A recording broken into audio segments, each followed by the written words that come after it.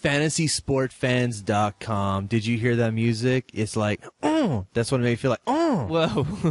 Hey, we don't need to know your personal life, Seth. What are you doing? Whoa. Okay, calm down. I'm calming down. I'm calming down here. Okay, good. Okay, so, right. Hey, what's up, Corey? How you doing? I'm doing great. How are you? Man, I am great. Went to the Mavericks game versus Grizzlies. Yeah, how was that?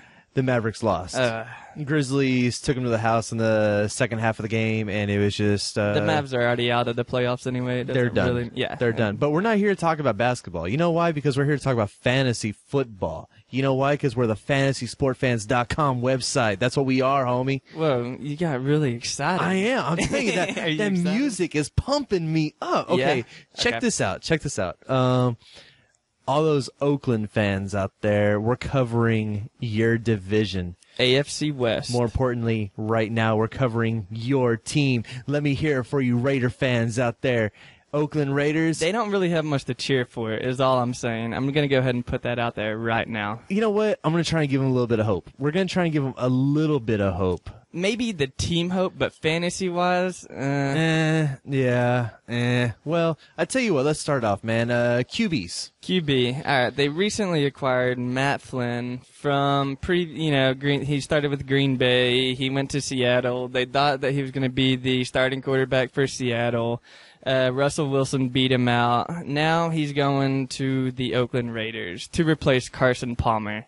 And do you think he's going to have any fantasy value whatsoever this year? Yeah, you know what? I think from what we've seen in the past, and who can forget about his Green Bay game? It's a Green Bay game that put him on the market. It literally put his name on the map. That 6 touchdown performance got him a multi-million-dollar contract, and that's all he did. And that's it. That's it. What did he do in Seattle? He sat behind Russell Wilson. That's all he did. And now he's actually going to the Oakland Raiders, which I'm sorry to say, you let go of Darius Hayward-Bay. I don't know how you're going to do that. He was one of your, I would guess how you would classify a top wide receiver for Oakland.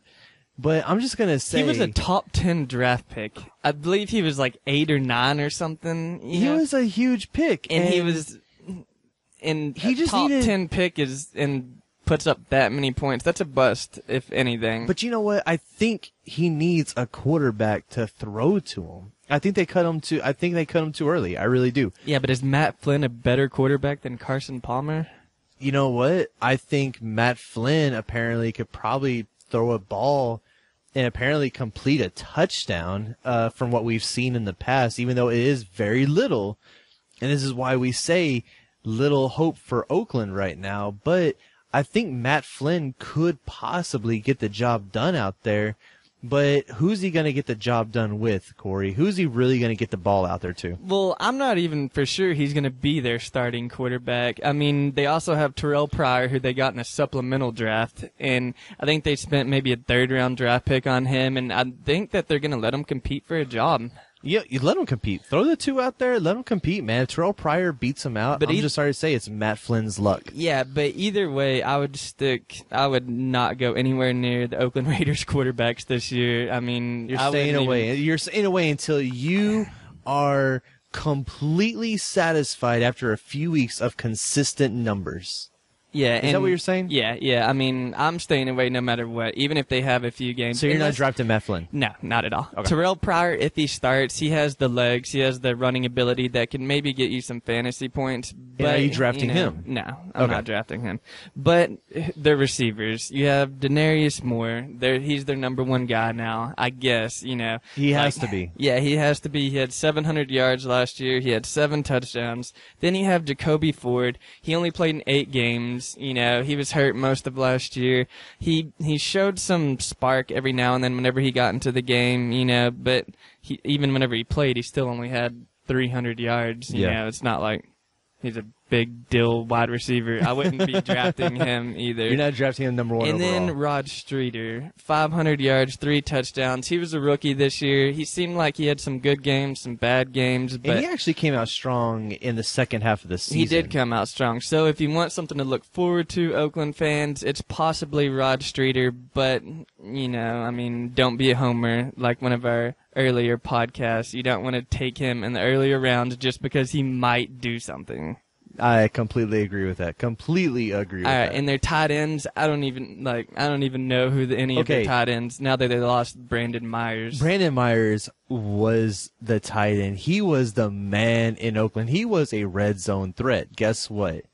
Tight ends, red zone threat.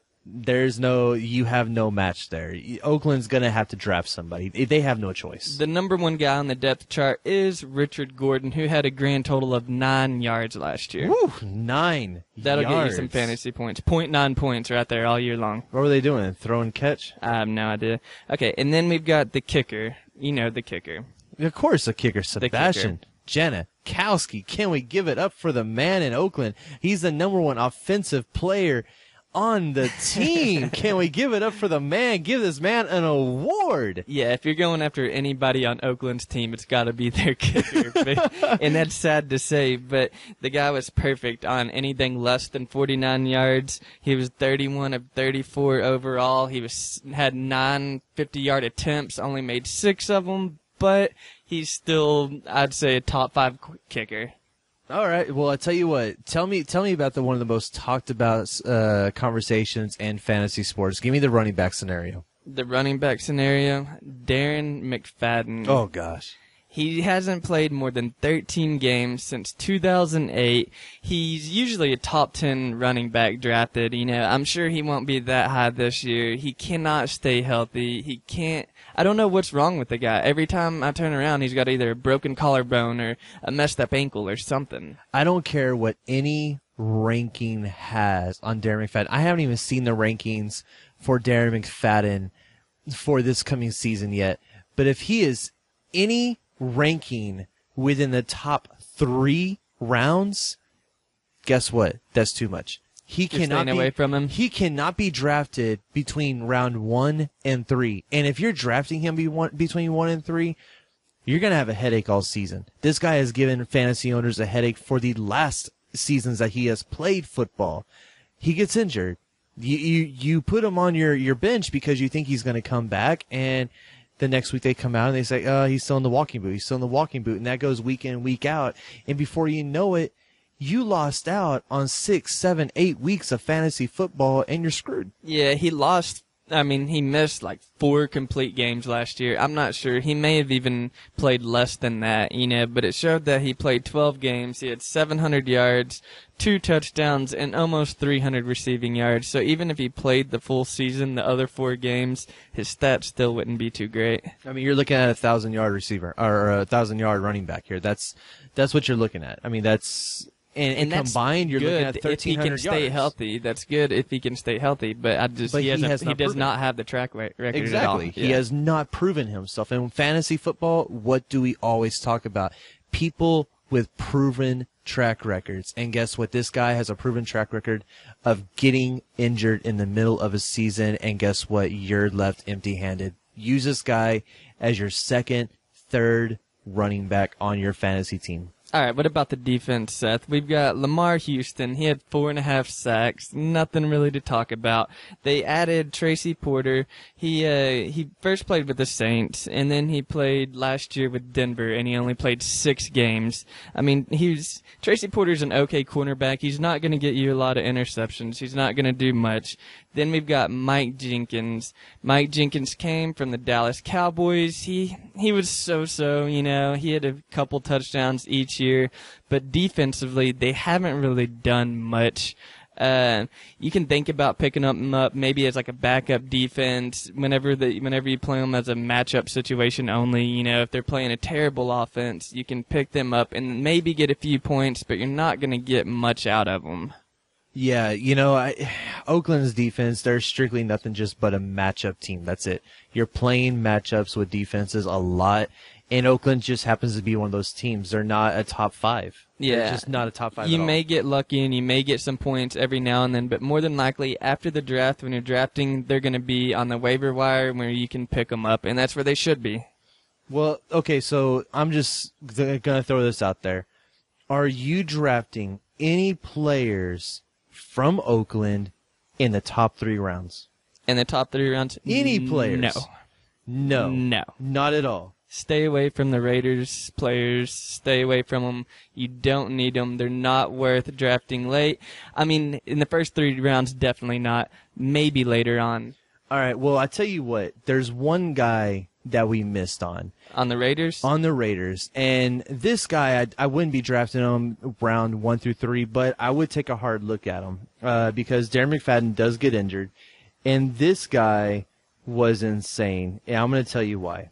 For people who had this guy for the weeks that he did play, he did start 16 games, all 16 games. But when McFadden went out, there was one guy that had to step up. And while he was stepping up, he put up some good numbers just for the few weeks that he did. 271 rushing yards, obviously 0 touchdowns. But, however, check this out.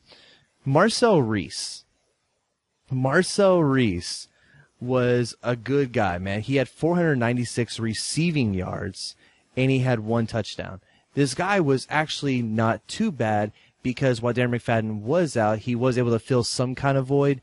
But once again, I'm not drafting this guy very high, but he could be a sleeper in case McFadden does go out. Yeah, and I believe he's their fullback, and they had to actually move him to the running back position. He is. And most of his fantasy points came from receiving last year. Yeah, and if you recall, Bush was there the year before, who now plays for Chicago. And what was he? He was the fullback that ended up becoming their running back when McFadden went out.